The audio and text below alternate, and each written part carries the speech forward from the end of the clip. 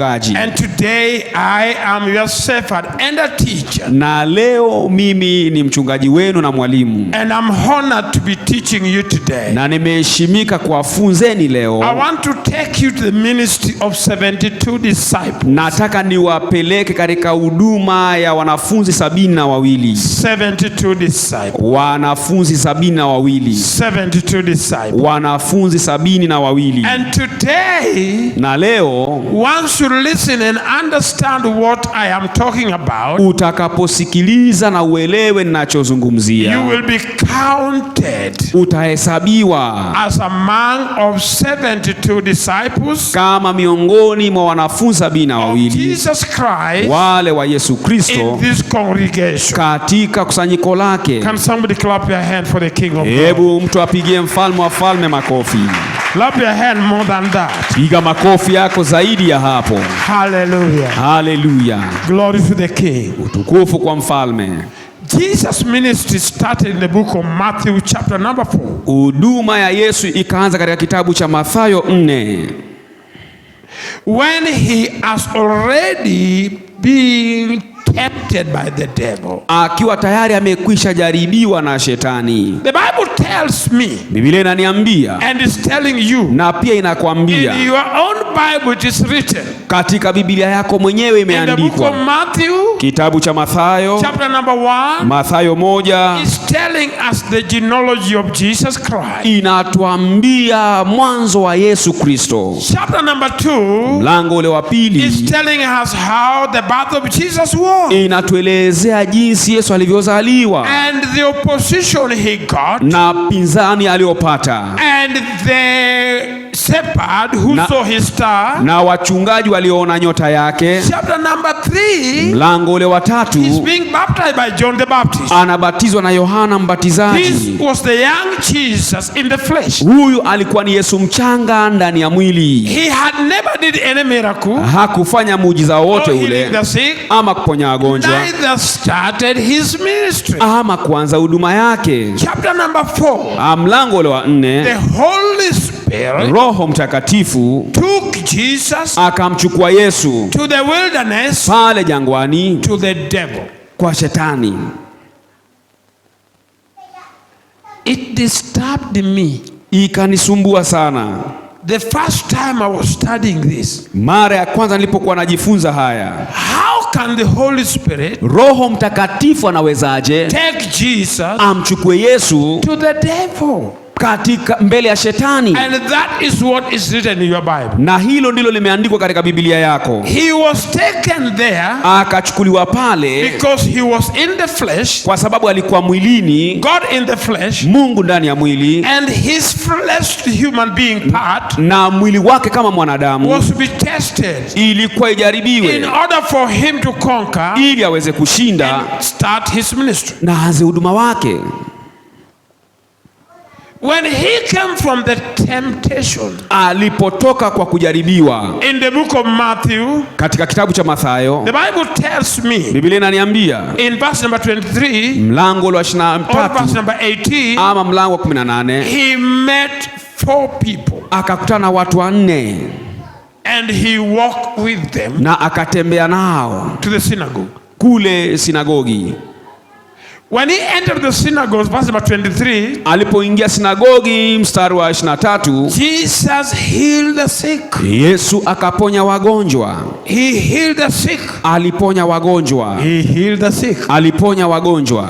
And that was a new doctrine. Na hiyo ikawa ni mafunzo mapya. Maybe I can read that. Pengine naweza kusoma hayo Before I go to the 72 disciples, kabla niingie katika wanafunzi 72 where you are a part of it. ambako wewe ni sehemu. Bishop Munga, open that scripture for me. Askofu Munga, nifungulie maandiko hayo And read with me kisha uweze kusoma na the mimi. book of Matthew chapter number 4, Kitabu cha Mathayo 4 verse number 23. mstari ule mdogo wa 23. We are going to talk about Tutakwenda kuyazungumzia the pale first time mara ya kwanza Jesus' ministry was started. huduma ya Yesu ilianzishwa. And let me understand Na wacha nielewe that in that manner, ya kwamba katika njia I hiyo will also let the same anointing of healing the sick nitaacha ule upako wa kuwaponya that has wagonjwa been upon me for over 50 years ambayo imekuwa juu yangu zaidi ya miaka to be 50 upon you, iwe juu yako, because that is the new doctrine maana hayo ndio mafunzo that mapya Jesus brought on earth ambayo Yesu alileta duniani against the church of the Jews. kinyume na kanisa ya Wayahudi. The book of Matthew, Mathayo chapter number 4, mlango wa 4 verse number 23. mstari ule mdogo wa My 23. Bishop Munga, Askofu wangu Munga, can you read it for me? je, hebu nisomee. Amen. Amen. Amina. The Bible says in the book of Matthew, chapter number 4, verse number 23. Munga, you are singing, you are not talking. I want you to go step, because some people are not Kikuyu here. I know. All right. Matthew, chapter number 4, Well, Mathayo mlango wa 4 verse number 23 mstari ule mdogo wa 23. says that, and Jesus went about all Galilee, teaching in their synagogues, and preaching the gospel of the kingdom, and healing all manner of sickness and all the manner of diseases among the people. That is 23. that is what I wanted. Naye alikuwa akizunguka katika Galilaya yote. Munga, keep on your Bible. Okay. I'll come back to you. Nitarejelea kwako. The Bible says Jesus went to Galilee, to their synagogue, healing the sick in their synagogue. Is that not true? Biblia inasema Yesu akaenda Galilaya akifundisha na that not true, kuwaponya. Mama? Je, wosi ni kweli? Yes. Kweli. He went to the synagogue, Alienda sinagogi healing the sick. akiponya wagonjwa. Bishop Munga, reverse back to verse 18. Hebu rejea mstari ule wa 18. Verse number 18 says of the book of Matthew, chapter number 4, 18 Mathayo 4 inasema, and Jesus walking by the sea of Galilee saw two brethren, Simon called Peter, and Andrew his brother, casting a net into the sea, for they were fishers. Continue. endelea. Verse number 19 says, and he said unto them, follow me, and I will make you fishers of men. Stop there and keep yourself on the microphone, and I want to just explain how many people Jesus met. Yesu alikutana na watu wangapi? Two. Wawili. Who are they? Nani na nani? They were two brothers. One of them was called Simon Peter. Simon Peter Simoni The other Petro, one was called Andrew, his brother. and Andrew his brother. mwingine anaitwa Andrea. Let me give you a secret. Let me give you the truth there. Hebu nikupatie ukweli hapa. Those are the first people on earth Wao ndio watu wa kwanza ulimwengu to be Christian. kwa Wakristo. Did you hear that, my brother? Je, umesikia hiyo ndugu The yangu? first people to be on earth Christian were those two people. Ulimwengu mzima watu wa kwanza kwa Wakristo ni watu wawili On hawa. that particular day, Siku hiyo hiyo Jesus has no even one member. Yesu hakuwa na washirika He wote. had just come from the mountain for temptation. Alikuwa ametoka mlimani kwa ajili ya majaribu. That's the Peter Huyo ni Peter that denied him the day he was being crucified. aliyemkana siku alisulubiwa. That's the Peter Huyo ndio Petero who walked on water. aliyetembea juu ya maji. That's the Peter Huyo ndio Petero who cut the Malchias eye. ambaye alikata sikio la That malkia. is the Peter Huyo ndio who Peter made cripple to walk. aliyefanya viwete That watembee. is the Peter Huyo ndio whom Peter he said, aliyesema, in you, kwako wewe Peter, Peter, I will build my church. nitajenga kanisa And langu, he called him a rock. na akaita mwamba. Bishop, are you surprised? Je, umeshangaa askofu? It's the first person Jesus made a member. Kama mtu aliyefanywa mshirika wa kwanza, Jesus made him Yesu akamfanya a member. Yesu akamfanya mwanafunzi, And then Jesus continued walking on the sea kisha akaendelea kutembea baharini. and did what? Continue in the other verse. Na akafanya nini? Endelea katika andiko lingine lilo. Verse number 20 says, Number 20 says what? and they straightway left their nets and followed him. They follow Jesus. Wakamfuata Yesu, And because they follow Jesus, na kwa sababu walimfuata Yesu they became Christian. Continue. wakafanyika Wakristo. Endelea. And going on from there, he saw other two brethren, James the son of Zebedee, and John his brother, in a ship with Zebedee their father, mending their nets, and he caught them too. John and who? Yohana na nani? John, he called James. James and John. James and John. That is the John who walked with Peter at the gate, at the temple, and healed the crippled man. Huyo ndiye Yohana aliyetembea na Petero kuelekea hekaluni na wakaponya yule kiwete. There's something I'm seeing here. Kuna kitu naona hapa. Jesus had now 4 members. Yesu akawa sasa na wanafunzi 4. But that particular day, lakini siku hiyo hiyo he had 4 disciples only. alikuwa na wanafunzi 4 But by pekee. then they were only members. La, kwa wakati huo walikuwa ni washirika wa How did pekee, he make them born again? ambaye aliwafanya waokoke. No, he did not tell them be born again. Hakuwaambia okokeni, He told them come aliwaambia njooni and I will make you kisha nitawafanya fishers of men. wavuvi wa watu. Because you are fishing fish. Kwa sababu nyinyi ni wavuvi wa And samaki, because you are fishing fish, na kwa sababu alikuwa anavua samaki, you are expert to fish. ninyi ni mashuhuri katika Now you uvuvi. will not be fishing fish. Sasa hamtakuwa wavuvi wa You will be samaki, fishing men mutakuwa mnawavua for the watu kingdom. katika ufalme. Amen. Amen. Amen. Bishop Munga, continue because that was not the subject. Askofu Munga, endelea kwa sababu I am going haikuwa to go to mada. Luke chapter number 10. Nataka kuingia katika Luka About the 72 disciples. kuhusu wanafunzi 72. I go to Luke. No, continue that. Endelea na hiyo. Okay, verse number 22 says, and they immediately left the ship and their father and followed him. 23 says, and Jesus went about all Galilee, teaching in their synagogues and preaching the gospel of the kingdom, and healing all manner of sickness and all manner of disease among the people. And his fame went throughout all Syria, and they brought unto him all sick people that were taken with divers diseases and torments, and those which were possessed with devils, and those which were lunatic, and those that had the palsy, and he healed them. Munga, you finished the subject. Umemaliza mada Munga. Is there anyone among us here as brain in your head? Je, kuna mtu miongoni mwetu ako na ubongo kichwani I mwake? think I do have brain in my head. Natumai niko na ubongo kwa kichwa changu. I myself I do. Mimi mwenyewe niko nayo.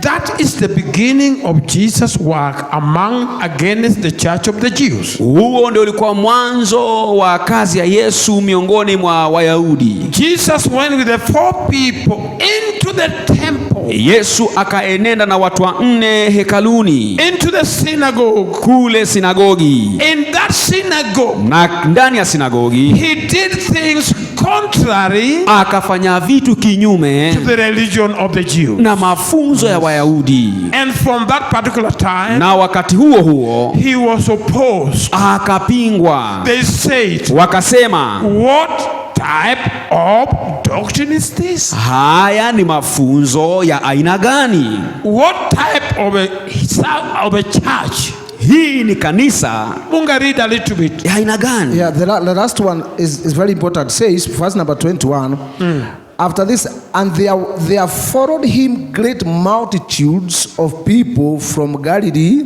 and from Decapolis and from Jerusalem and from Judea and from beyond Jordan. That is the last of 4. Why were they following him? Walikuwa wanamfuata kwa nini? Because they wanted sickness to be healed. Kwa sababu walitaka magonjwa yao yaponywe. He healed them. Je, aliwaponya? They wanted demons to be cast out of them. Walitaka mapepo yakemewe kutoka Because ndani he yao. cast demons out. Maana alikemea mapepo. And today, Na leo each one of you ninyi kila mmoja wenu shall heal the sick, ataponya shall wagonjwa, cast demons out. atakemea They mapepo. will not be coming to Gilbert there, Hawatakuwa nakuja kwa because Gibadea you are a human being. kwa sababu nyinyi ni And wanadamu. Jesus wants you to be a disciple. Na Yesu anataka muwe wanafunzi. Hallelujah. Haleluya! Amen. Amen. Glory to Jesus. Tukufu kwa Yesu. That was just a kionjo. Hiyo ilikuwa tu ni kerojo. What I've given you is just an appetizer. Niliyokupatia ni ya kukupatia hamu ya chakula.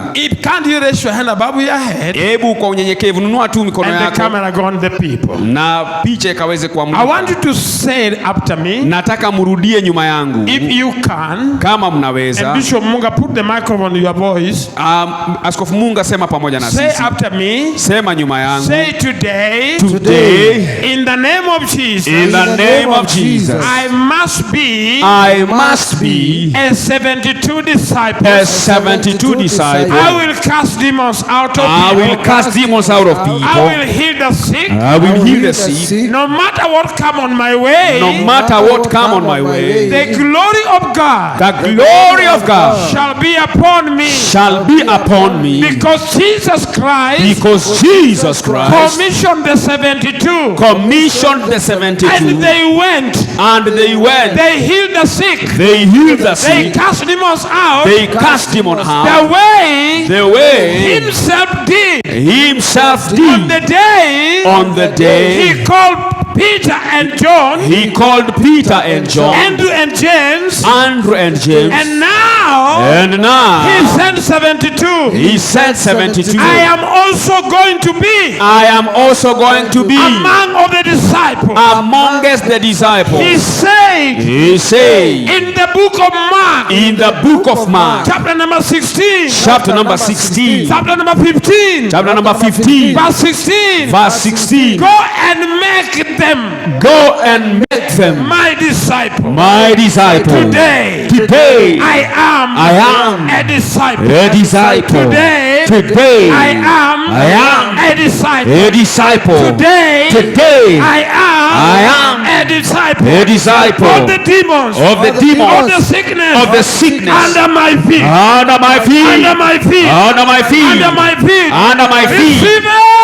Receive it. In Jesus' name. Amen. We are getting a journey. Tunaingia katika safari. To the book of Luke chapter number 10. Kwa kitabu cha Luka 10. Verse number 1. 10 kuanzia mstari wa kwanza. Bishop is the reader. Askofu Munga ndiye msomaji. My bishop read for me. Askofu wangu nisomee. Listen carefully and open your Bible with me.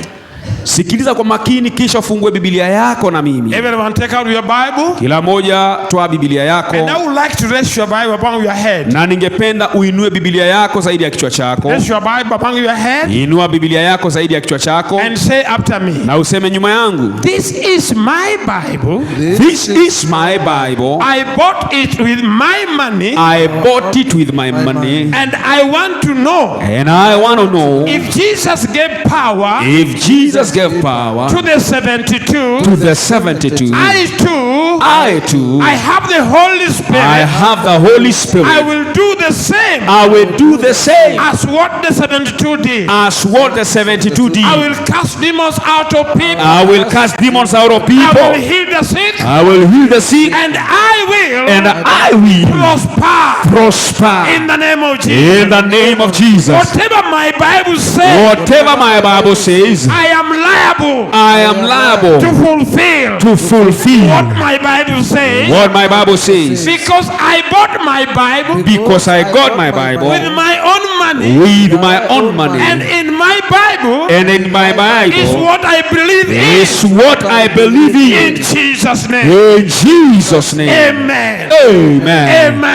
Amen.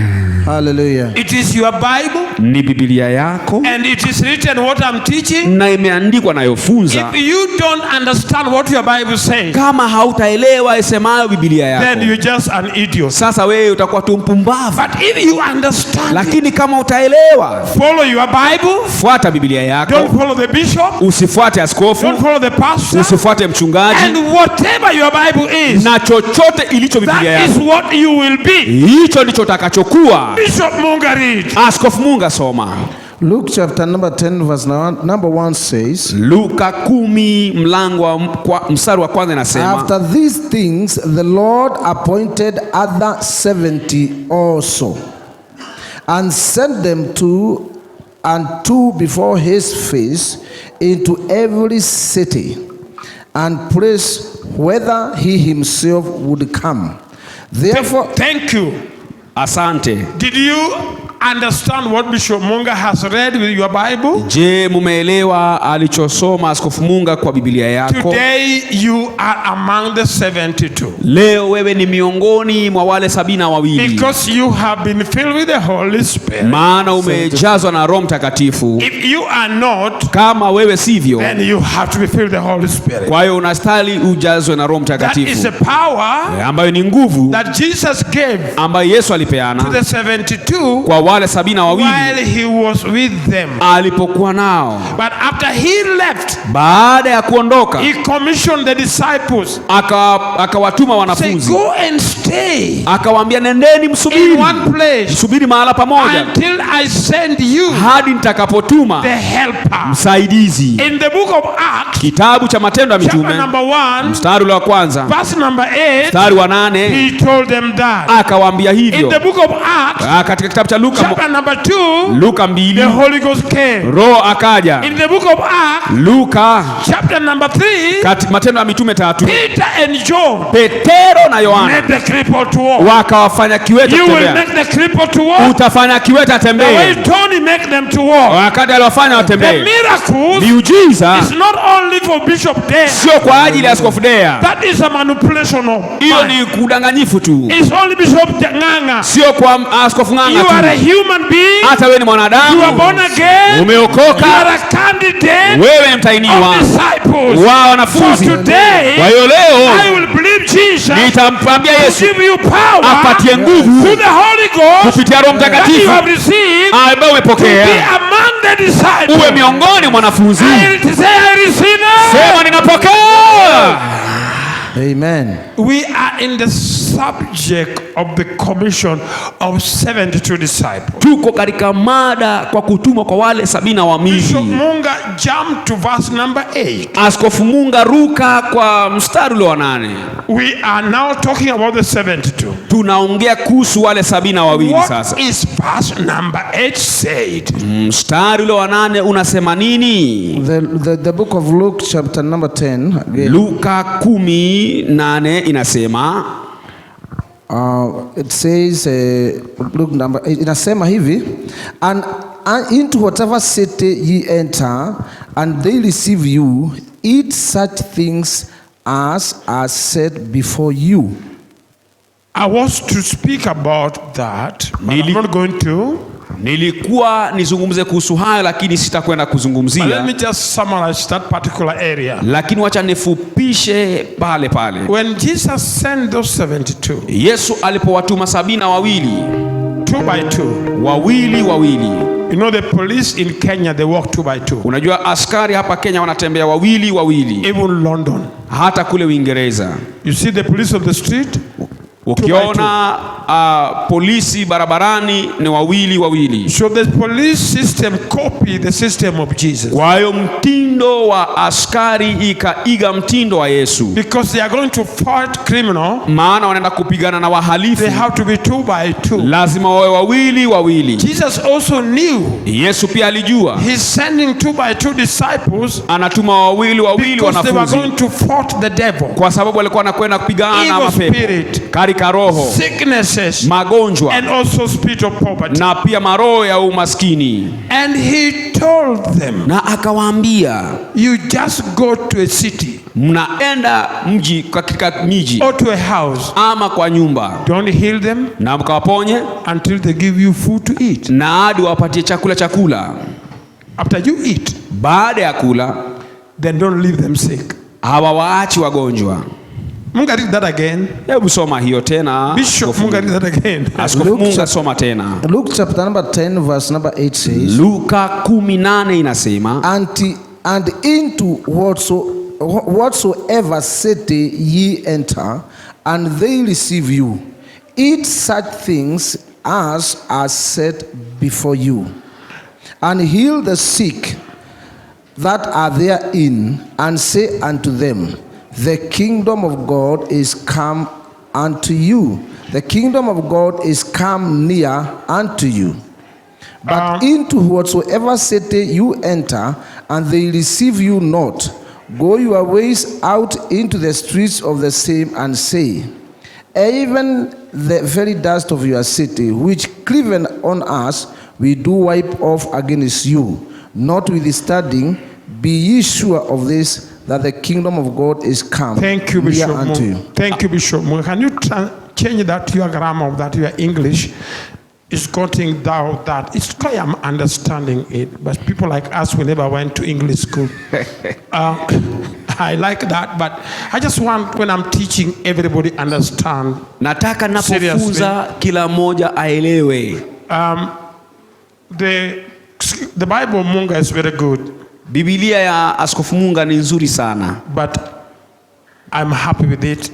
Na ninafuraha kwa ajili ya hiyo Biblia. Because he say whatever city you enter, all house, anasema kila mji utakaoingia ama nyumba, eat whatever they give to you. Kula chochote watakachokupatia. That tells me, hiyo inaniambia, when Jesus healed you, Yesu atakapokuponya, be generous, uwe mtoaji, and support your healing with a gift without the pastor to force you. Na usimame na uponyaji wako na kutoa, sio mchungaji akulazimu. People have been so unkind. Watu wamekuwa sio wakarimu tena. They just take the healing, wanachukua uponyaji, and they think it's just ordinary. Alafu wanafikiria ni kawaida tu. Or normal. Ama kawaida. But here Jesus is saying the lakini hapa Yesu anasema hivi. And telling you when they enter, anasema wanapoingia, let them be given food. Waacha wapewe chakula.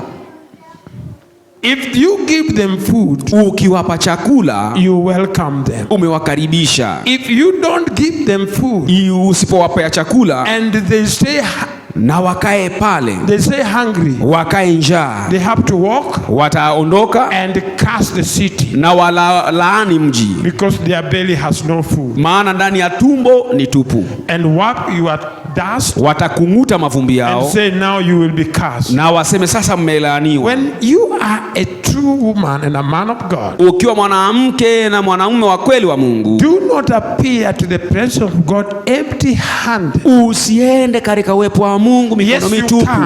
Wewe unaweza, if you don't have, kama hauna. But if you have, lakini kama unayo, please I beg you, tafadhali nakusihi, even when one demon is cast out of you, hata pepo moja napokemewa kutoka kwako, remember to be a giver. Kumbuka kwa mtoaji. It is not written for us to charge. Haijaandikwa kwetu kanisani. And any pastor who is taking money from people, na mchungaji yeyote anayechukua fedha kutoka kwa watu, in order for them to minister to them, ili wakapate kuwahudumia, are not of Christ, sio wa Kristo. But the people who are receiving, lakini wao wanaopokea, you need to appreciate, unahitaji kushukuru and give. Ukapeane pia. After healing, hata baada ya uponyaji, after demons come out of baada ya kutolewa mapepo, do not say it is lovely. Usiseme inapendeza. Depart with your money and say, Lord, I thank you. Chukua fedha zako, sema Bwana nakushukuru. That is not what I'm teaching. Hiyo sio ile nafunza. What I'm teaching that all of you, ninachofunza ni kwamba nyinyi nyote, my voice, chini ya sauti yangu, in my presence here, katika uwepo wangu hapa, you have to be a disciple. Lazima muwe wanafunzi, because you are a human being. Maana nyinyi wanadamu, filled with the Holy Ghost, umejazwa Roho Mtakatifu. You have to heal the sick. Lazima muwaponye wagonjwa, and cast demons na mkeme mapepo kutoka watu. watu. It's one man show. Sio ibada ya mtu mmoja. Amen. Amina. Amen. Amina. Amen. Amina. There's something I like. Kuna kitu nachopenda. Bishop Munga, for us to disclose for these people. Wacha ni mwambie askofu akaweze kufunua kwa watu hawa. This is marvelous. Hii ni ajabu. Go to verse number 17, Bishop Munga. Mstari ule wa 17, enenda pale askofu Munga. It's blowing my mind. Inashangaza akili yangu. And I love it. Na naipenda sana. The Bible says in the book of Luke chapter number 10 verse number 17. Biblia inasema Luka 10 mstari ule mdogo wa 17. And the 70 returned again, na wale 70 wakarejea with joy, wakiwa na furaha, saying, wakisema, Lord, Bwana, even the devils are subject unto us, hata mapepo yanatutii through your name. Kupitia kwa jina lako. Before you continue, kabla hujaendelea, when Jesus sent them, Yesu alipowatuma, they have no idea Hawakukuwa na wazo when they were going walipokuwa wanakwenda that the devil will subject to them and leave the people. ya kwamba mapepo yatawatii na wale watu. Tony, did you know that you will be casting demons out before you come to Gilbert Dare ministry? Je, ulijua utakemea mapepo kabla ya kuja katika huduma ya Gilbert Dare? I had no idea. Sikukuwa na wazo yoyote. And the disciple Bishop Munga had no idea. Na mwanafunzi Askofu Munga hakukuwa na hilo wazo. Is that also? Yes. Je, sioni ukweli? That is true.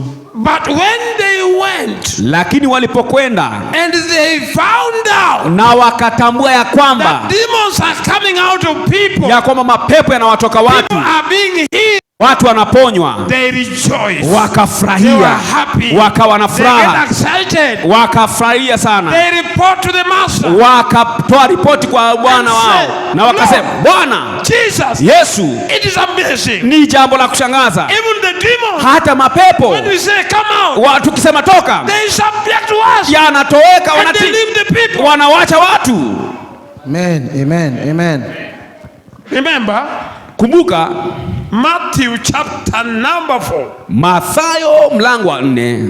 When Jesus started his ministry, Yesu alipoanza huduma, the sickness obeyed him, magonjwa yakamtii, and demon tormented people obeyed him, na mapepo yaliyowatesa watu yakamtii. And that was the sign, na hiyo ndio ilikuwa ishara, evidence, na dhibitisho, he has a special doctrine, ya kwamba alikuwa na mafunzo speciali, no doctrine of that on earth, ambaye hakuna mafunzo ulimwengu mzima, ambaye ilikuwa ajabu. Even the devil subject to Jesus, hata shetani akamtii Yesu. And also when he sent the disciples, na alipowatuma wanafunzi, they were all amazed, pia wakashangazwa, demons can subject to mapepo yanaweza kututii. Hallelujah, hallelujah, hallelujah, hallelujah, hallelujah, hallelujah. Whether you like it or not, upende usipende, do the coming, kwa kuja kwako, do the coming, wewe endelea kuja, do the coming, endelea kuja, do the coming, endelea kuja. Gilbert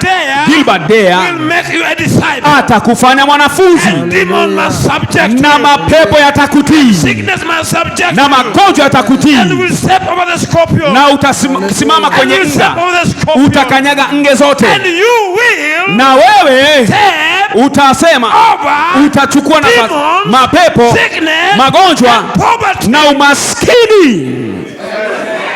Amen, amen, amen, amen, amen, amen. What did they tell Jesus, Bishop? Walimwambia nini Yesu askofu? Go on. Endelea. He says page number about Luke number 10 verse number 10, verse number 18 says, Luka 10:18 inasema, and he said unto them, I beheld Satan as lightning fall from heaven. Behold, Bishop Munga, Askofu Munga, what's the meaning of beheld? maana ya beheld ni nini? I told you nilimuona. I saw. Now you are talking. Sasa unaongea. I told you change that you are English. England, you are from England. Yes. Nilikuambia ubadilishe Biblia, hiyo ni ya Uingereza. Because the Bishop Munga Bible Biblia ya Askofu Munga is telling I saw, inasema niliona, beheld. Inasema beheld. It's a very stubborn English. Ni Kiingereza ambayo inasumbua sana. I would like to hear the cheaper English. Jesus saw. Ningelipenda nisikie Kiingereza ambayo ni rahisi, nasema nikaona. Do you hear this? Je, unasikia hili? When they were casting demons out of people and healing them, walipokuwa wanakemea mapepo kutoka kwa watu, they were happy, walikuwa na furaha sana. But with Jesus, lakini Yesu with his eye, na macho yake mwenyewe, he saw, akaona. Yes, who fall like a lightning, alianguka kama radi. He saw what? Aliona nini? Satan. Aliona shetani. No Satan, he saw Satan. Aliona shetani. Yes, very angry. Akiwa na ameghadhabika. Fall like lightning. Akianguka kama radi. Because his kingdom, kwa sababu ufalme wake, were being destroyed, ilikuwa imeharibiwa by the 72 disciples. Na wale wanafunzi 72. They were leaving demons in the people. Walikuwa wanaacha mapepo ndani ya watu. And the 72, na wale 72 overcome the demons. Wakashinda mapepo. So Satan fall down. Shetani akaanguka chini. To rescue. Aweze kuwakomboa. The 72. Apigana na wale 72. Once you are casting demons out of people, unapokemea mapepo kutoka kwa watu, Satan will fight. Shetani atapigana. But it will never harm you. Lakini hata kudhuru kamwe. Tony, when you are casting demons out of the lady from Botswana, ulipokuwa unakemea mapepo kutoka kwa binti kutoka Botswana, the demons tells you, mapepo yalikwambia nini? The demon said, mapepo yakasema, wewe, if I can kill you, kama naweza kukuua, I will kill you, nitakuua, but your power is too strong, lakini nguvu zako ni mingi, we cannot kill you, hatuwezi kukuua. Now what did Jesus say to what the demon told? Yesu alisema nini kuhusu mapepo ambayo Tony anasema? The Bible says here, wait, subiri. The demons in you are telling, the demon in your wife here, mapepo ndani ya mkeo hapa, was saying what to Tony when Tony was cast them out from your wife? Yalikuwa yanamwambia Tony aje. They said to Tony they are going to kill him. Yalikuwa yanamwambia Tony tutakuwa. But afterwards they said, but your power is too much, we can't. Mwisho akasema hatukuwezi, nguvu zako ni nyingi mno.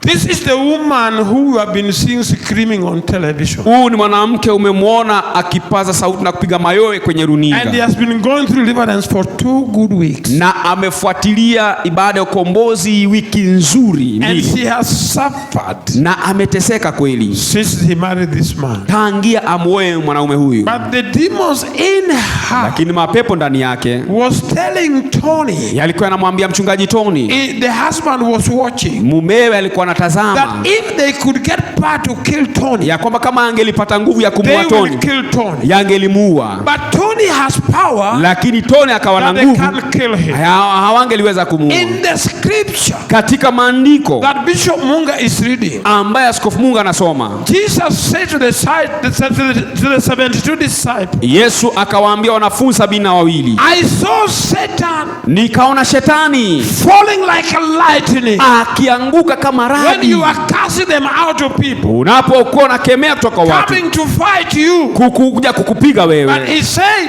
lakini akasema, I have given you power. Askofu Munga soma nisiseme nini. I have given you power. Nimekupatia nguvu.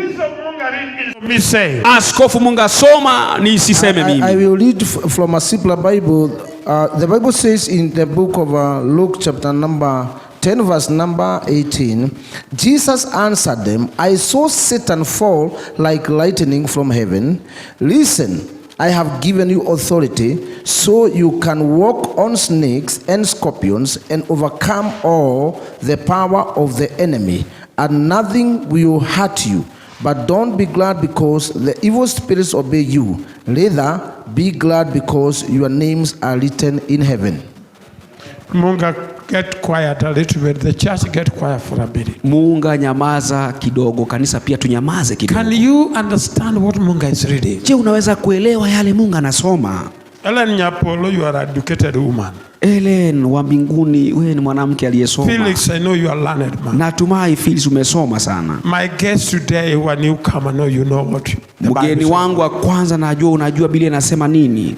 If you look at that scripture, ukiangalia maandiko hayo, Jesus told the 72 disciples, Yesu akawaambia wanafunzi 72, when you are casting the spirit out of people, mnapokemea mapepo kutoka kwa watu and healing them, na kuwaponya, Jesus said, I saw Satan is unhappy. Yesu akasema nikaona shetani hana furaha, and he fall like lightning, na akaanguka kama radi to fight you, ili apigane nawe. But I have given you power, lakini nimekupatia nguvu, to step over the snakes, kusimama juu ya nge, which are demons, ambayo ni mapepo, to step over the scorpion, kusimama juu ya nge, which are sicknesses, ambayo ni magonjwa. And Jesus again told them, Yesu akawaambia tena, if you look at this English, is very special. Ukiangalia Kiingereza hii ni speciali mno. Don't be happy only musifurahie tu because the devil is subject to you. Maana mapepo yanawatii. If I take that English, nikichukua Kiingereza hiyo in the right way, kwa njia nzuri, be happy, muwe na furaha. But not only be happy because the devil subject to you, maana mapepo yanawatii tu peke yake, but be happy too, lakini pia mfurahie, because at the time you are casting demons out, maana wakati mnakemea mapepo in the book of heaven, katika kitabu cha mbinguni, your name were being rewritten, majina yenu yanaandikwa upya. Amen.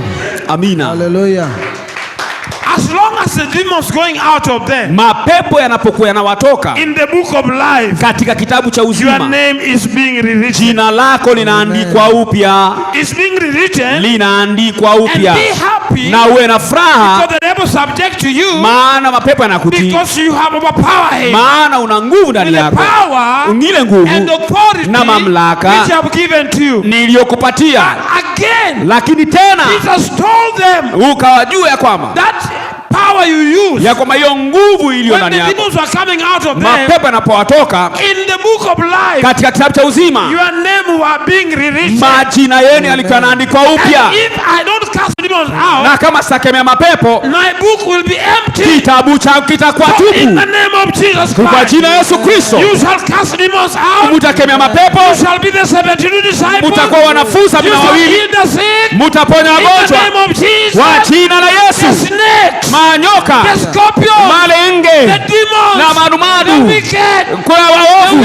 ya wachawi, yako chini ya miguu yako, utayakanyaga, utayakanyaga, utayakanyaga. Una nguvu zako, nguvu za uchawi utazikanyaga, magonjwa utayakanyaga, kansa ya Satani. Haleluya!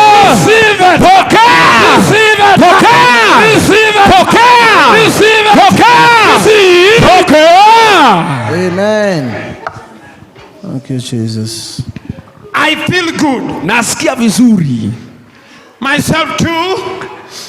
Mimi mwenyewe pia, I have opened your eyes. Nimefungua macho. Those who have ears, mlio na masikio, hear what the Lord has said to you. Umesikia yale Bwana amewaambia. As my God lives, kama Mungu wangu aishivyo, my King Jesus, Mfalme Yesu, the bulldozer, ambaye ni bulldozer, the deliverer, yeye mkombozi, Alpha and Omega, Alpha na Omega, the beginning and the last, mwanzo na mwisho, Creator, Muumbaji. He has given us favor, amepatia kibali through His grace, tupitia neema yake. we shall cast demons tutakemea mapepo, out. The people in Nairobi, watu wa Nairobi, we shall heal the sick, tutaponya we wagonjwa, shall kill the witches, tutakuwa wachawi, and the wicked, na wale waovu, we shall kill them, tutawaua, we shall kill them, tutawaua, we shall kill them, tutawaua by the anointing kwa upako of the Holy wa Roho Mtakatifu. Stand on your feet. Simama kwa miguu yako and say this unto me. Sema maneno haya nyuma yangu. As you raise your hands above your head. Unapoinua mikono yako zaidi ya kichwa chako.